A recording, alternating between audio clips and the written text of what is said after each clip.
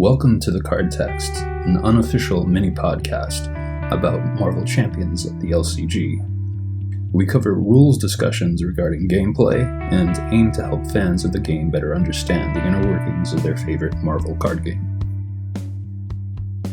Hello everyone.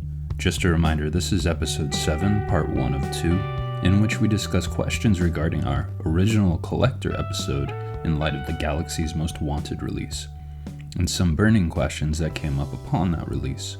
This episode was recorded previous to the release of RRG 1.4, so corrections to anything in this episode can be found in the description below. But first, we'll start with reading the Galaxy's Most Wanted FAQ and the newer keywords listed within, or you could skip ahead about 3 minutes to get to the main discussion. So let's get started. Just a quick summary of the FAQ in the back of GMW in case you missed it. So there's 7 points here. Number 1, Groot and Rocket allies cannot be played if their same titled identity cards are in play, per the usual unique rule. Number 2, Groot's hero ability does as much as it can when it triggers. So if you take more damage than you have growth counters to absorb, then you deal any remaining damage to Groot. If Groot is tough, he removes the tough card and keeps his growth counters. Number 3, all Rocket's upgrades with counters remain in play if they run out of counters, because none of these upgrades have the uses keyword. Number 4, Rocket's nemesis, Blackjack O'Hare, will attack you via quick strike right after he enters play and engages your hero. However, before revealing his side scheme and before shuffling in the rest of the nemesis set into the encounter deck, you will fully resolve the quick strike attack, so no amplify. Number 5, eligible card types the collector scenario may target are, for encounter cards, attachments, environments, minions, side schemes, and obligations. For player cards, allies, upgrades, and supports. Number 6, regarding the Milano support, if an ability gives a player the option to choose to interact with the Milano, they may do so even if they do not control the Milano. And point number 7, the new keyword, stalwart. This means a character cannot be stunned or confused. A character who is already either stunned or confused gains stalwart. Those statuses will be removed. So that was the FAQ. We do have 5 new keywords and a new mechanic. In short, we have hinder, patrol, stalwart, team up, victory X, and the amplify symbol. Hinder X is when a card with the hinder X keyword is revealed, place X threat on that card. Patrol, while any minions with the patrol keyword are engaged with the player, that player cannot thwart the main scheme. Stalwart, as we've already said, is a character that has the stalwart keyword cannot be stunned or confused. Team up. The team up keyword names 2 characters. To include a card with team up keyword in your deck, your chosen identity must match one of the named characters. Additionally, a card with a team up keyword cannot be played unless both of the named characters, hero or ally, are in play. Victory X. When a card with the Victory X keyword is defeated, place it in the victory display instead of its owner's discard pile. Amplify icon increases the number of boost icons on a boost card. The boost card is turned face up during an enemy activation. Add 1 additional boost icon to that card for each amplify icon in play. All right, we're going to start it right now. This is the card text. This is going to be episode 7, where we're kind of going over again bits of Galaxy's Most Wanted, since it was the most recent release. And I'm joined here by Scott. Hello. And Theorel. Hey, everybody. Thanks, guys. Thanks for coming. So yeah, today's episode, we're going to go over some Galaxy's Most Wanted stuff, keywords, and other deep questions such as, what does it mean to discard? Where do allies go when and after they are defeated? And what is a copy of a card? First, to start out, regarding the last episode we did that was also talking about the collector, we did talk in our last episode, we neglected to mention cards with the uses keyword, although those are upgrades. Yeah, cards with this keyword generally have counters once those counters are all used up, they leave play, and when they leave play, they generally go to the discard pile, and they will be snatched up by the collector. I think Scott, did you want to say something on that? Yeah, it's just to be aware that there are other, and I think we'll probably talk about some of these later, there are other cards that we've got with Galaxy's Most Wanted that behave similarly, but they don't have the uses keyword, and those are not automatically discarded. But yeah, you want to look out for if it says uses and a counter type. As soon as those go away, the card is discarded, and therefore, if you're playing the collector scenario, it is going to get put into the collection. I think there was a caveat there, right? After a card with uses spends its final use, that final counter, and the effect resolves, discard that card. So we'll kind of linger even if it has 0, if the effect is still resolving. But as soon as that effect is done, then boom, it's out of there and gets snapped up by the collection. We have the rule that says that if something's been initiated and the card leaves play, it still finishes resolving. So it would still work, like if the cost removes the last counter, exits play, it's already initiated, so it'll finish. It is relevant that it finishes resolving, because say if you beat Collector with the last counter on attack team, you actually defeat him before the attack team goes into the collection. Oh yeah, that definitely matters. Okay, moving on. I kind of jokingly refer to this as the Boggs. Because we had said that things can only be in play or out of play, and then Boggs answered us and said, hey, they could be neither one of them. Yes, exactly. Somehow. We received an email regarding Gamora's, what was it, nemesis minion, and how she functions. She apparently can enter a state of play that is neither in nor out of play, which is interesting because we kind of assumed that it was one or the other. But I guess this has been something that maybe they were working with all along. I'm not sure. Any thoughts on that, guys? It's one of those things that they have in their either their master rules reference or in their heads. It's not really clear, but yeah, there does appear to be this third state that cards can be in. So also last episode, we gave a list of game elements that can be in play and a list of those that are typically out of play. And we weren't 100% sure that some obligations worked, right? The ones that flit in and out when you resolve them. We weren't confident. We said we were unconfident about those. It seemed like they entered play, but we didn't know for sure. And then we got the GMW FAQ, which listed obligations as a card type. And my question was, how does that change our apprehensiveness about those obligations entering play? And does it change anything we said about cards like Quiver and Bruno, if that even applies? I mean, I think the FAQ makes it clear. Obligations are definitely entering play. It's what they're expected to be doing. So if you do not exhaust to remove them from play, they will go into the collection. Yeah, that's pretty much what I was going to say. We probably should say something about Quiver and Bruno. So I don't think that anything in the Galaxy's Most Wanted FAQ really tells us anything about how to treat the cards under Quiver or Bruno. It's still not 100% clear whether they are considered in play or out of play. Yeah, I don't think it changes what we said last time.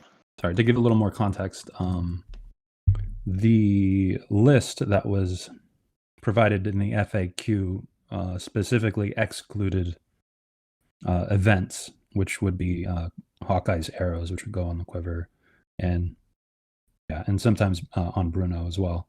But yeah, like you're saying, it's not super clear still. Theorel, any thoughts on that? I mean, I think that the way that the question and answer works in the FAQ, and it kind of covers all the cards that typically enter play. I'm a little bit uncertain. There's a few question marks to me. So the Quiver example, right, is a situation where you have an event that was attached.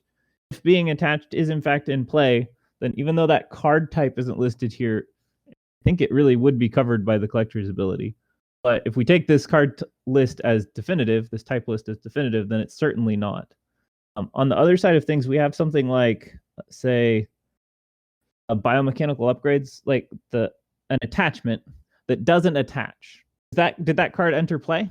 Does it enter play for that second while you resolve its text, and then it goes into the collection? Does it just go straight to the discard pile? If we just take that list as definitive and say, whenever we see one of these card types, it goes into the collection, versus, this is just a kind of a set of examples of these are the card types that typically enter play. It changes up how you read that answer. And I think depending on how you read that, that can change up how you would apply it to something like the Quiver or like Bruno. Right. Specifically for attachments, not to get too deep into this, but we might want to also talk about that when we talk about the Boggs or the third state of play, because I think attachments, if I remember correctly, are supposed to they seem to be in that third state where when they would attach, when they would enter play, they fulfill the attach to effect. I search for that. Is when an attachment enters play, it attaches to another card or game element. And if it doesn't attach, did it still enter play? Even if you cancel a side scheme, did it enter play? It's not, because you interrupted it? I would say no. The only thing that happens when you cancel a side scheme is it was revealed. Its effects, which include entering play, just did not happen. Right. Because it was an interrupt, right? So you stopped it before it entered play. There's a little bit of subtlety on that end of things. That's the fact makes it sound like it's just like these are sets of cards. You see that card, it goes in the collection. Well, no, it's not. I don't think that's how you should read that answer. Just an example. Those cards enter play. Moving on, questions regarding the collector scenario and the collection ability. They still have people wanting to know how it all works, because there's still a lot of confusion about a lot of things. So one of the things you said in the last episode, Thea, was the card didn't hit the discard pile. Was it really discarded? And that was the big question, right? After the box came out, people got a hold of it. There were a number of people that weren't sure if it was really the case that discarding from play and it goes into the collection, if costs were paid, if the cost was to discard that card. I think we still don't know. We can draw conclusions, and we can say the collector is hard, so let's go ahead and count it.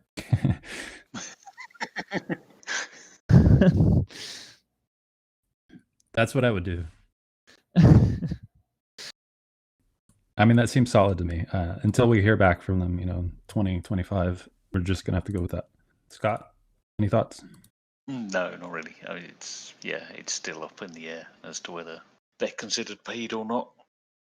So, and that affects stuff like Rocket's ability, which I guess we'll give the blanket pass to those abilities. We feel like they should work, but that's just our best guess. So this next point, some people mistakenly think that your deck, hand, and all other cards go to the collection when a player is eliminated. So regarding that, it seems like most of the people that have brought this up that think that they have to put their deck and their hand and all the other stuff into the collection when a player is eliminated.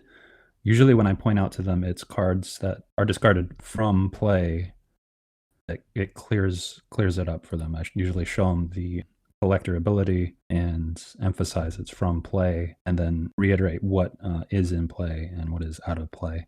And that usually helps them out to figure that out. You guys have you heard of anybody saying this or getting this type of confusion with the collector's ability? I mean, I think I've seen some of the same questions you have. Yeah, it's come up on Facebook as well. And yeah, it's as soon as you point out that the ability says from play, and occasionally it needs clarifying what that means. But yeah, it's usually that just people have missed or overlooked those two words, which is very easy to do. I almost wonder if this is a thing that happens mostly with people just looking at it ahead of time, because it seems like if you've started playing it, you're going to need to realize that to not be just putting all your events in the collection. And right, there are several cards over the course of a game which go into a discard pile from an out of play area. Player being eliminated, it just happens to be a massive set of those cards all at once. Yeah, another one is when you discard at the end of the player phase before drawing up. Those don't go into the collection. Ideally, you want to be playing your entire hand, so but it does happen occasionally. I don't know that we want to or need to say anything more about that, except that, again, your hand, your deck are not in play. Next point that we wanted to cover, allies. Allies that can prevent being collected by interrupting defeat. Clea and Red Dagger. Theo, again, you said something last episode. In order for these cards to work, it does mean that there has to be some sort of distinction between defeat and placing in the discard pile. And then, yeah, so some people were asking about this again. They didn't believe that Clea and Red Dagger actually could bypass the collection. But there is a ruling that we wanted to mention that kind of supports the idea. So there was a ruling about Red Dagger a while back, April of last year, actually, where Caleb said that an ally is defeated when its damage equal to its hit points. Defeated allies are placed in the discard pile. Dagger's ability triggers immediately when he is defeated, so he never enters the discard pile. So that certainly suggests that Dagger's ability, which is an interrupt to his defeat, triggers before he goes into the discard pile. He never enters it. So that could suggest that the collector's interrupt doesn't have a chance to trigger, because that never happened.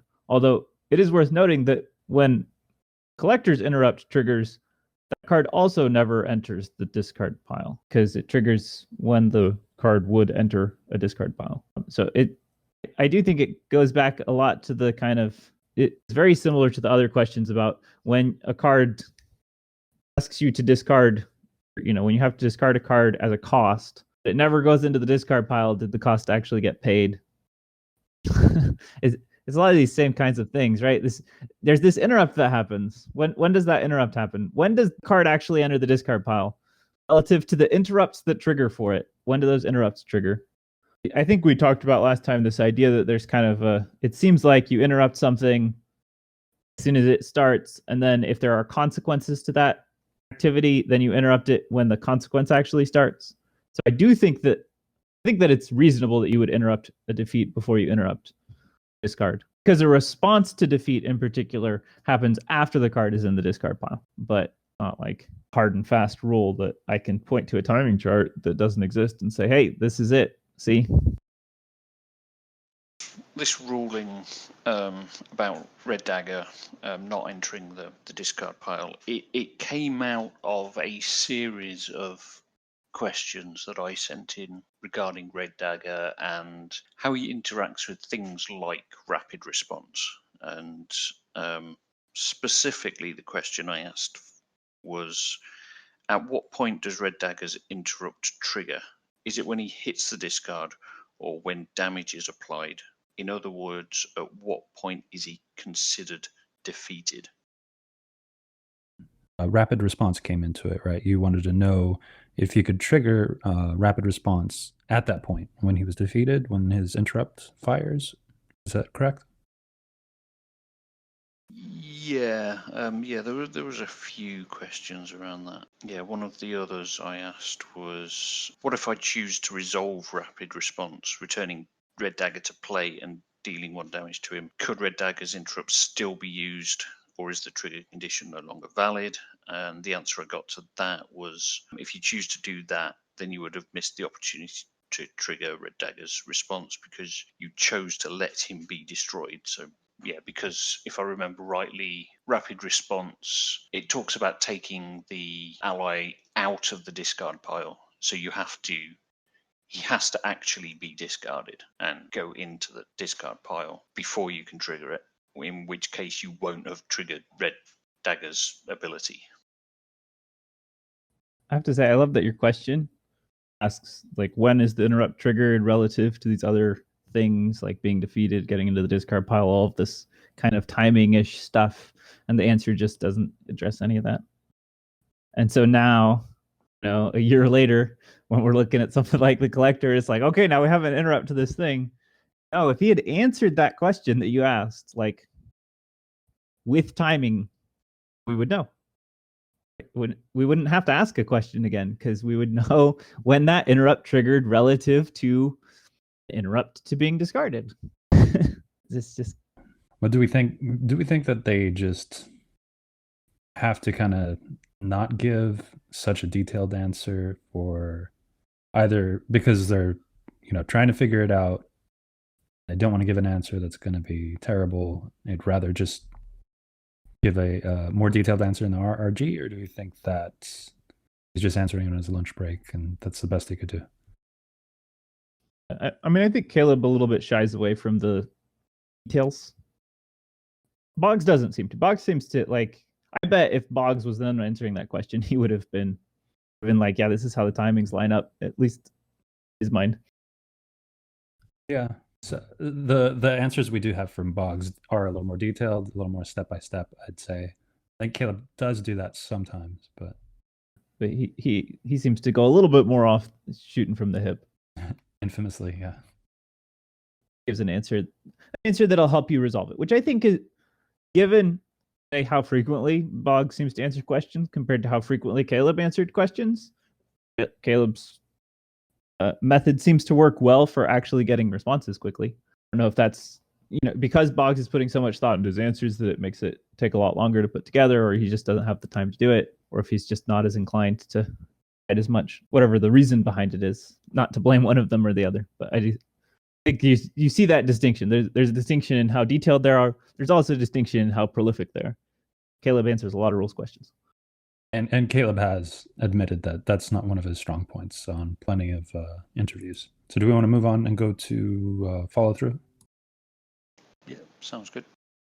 This one, does follow through work infinitely? I'm going to have to defer to you on this one, Theodore, because I think you understood it a bit more. There was a conversation about just how follow through works and how many times you could trigger a copy of a card.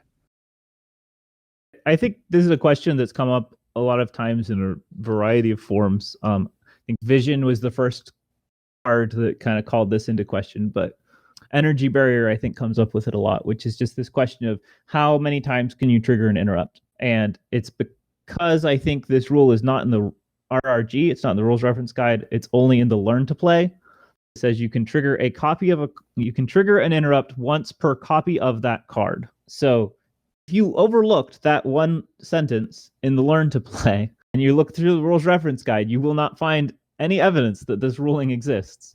But it does. You can only trigger an interrupt or a response once per copy of that card.